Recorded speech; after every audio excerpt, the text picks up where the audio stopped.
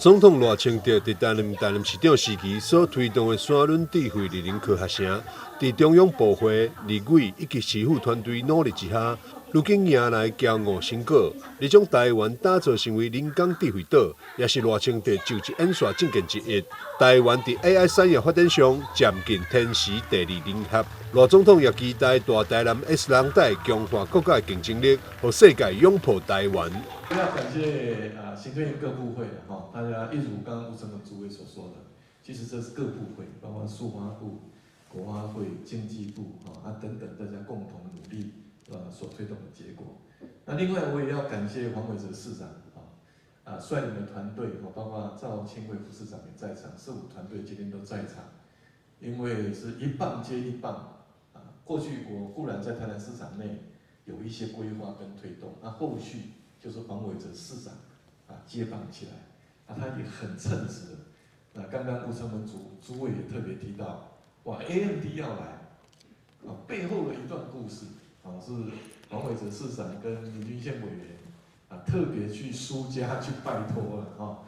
去促成这个计划，然后台南市政府也提出一些招商的计划，来满足 AMD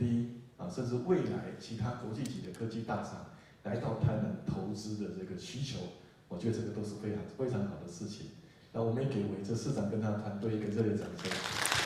黄伟哲指出，山崙智慧绿林科学城有着丰富的演化甲技术实力，汇集了国研院、中研院以及工研院三大法人机构，以及阳明交大甲成大，是台湾智慧科技甲智能转型的重要基地。这个地方是一个非常好的发展场域，在沙仑智能智慧绿能科技城里面，那已经有中研院、工研院，还有国家实验研究院，也请阳明交大、阳明交大以及成大的进驻，所以产业研发能量非常充足。那所以很希望国家把这个地方作为一个很重点的这个 AI 产业的发展中心。那尤其在产业界 AMD 也进驻了那东京威力科创也进驻台南，所以我觉得其实在这个地方未来成为一个南方新矽谷的一个中心是非常适当。国科会伫山崙设立 AI 产业专区，积极推动人工智慧技术甲应用、前瞻性再生能源、化合物半导体、资安技术等智慧科技，打造一条完整的半导体 S 廊带，整合山崙甲南科相引领的力量，为台湾产业伫全球市场中的领先甲竞争力注入新的动能。记者张世伟采访报道。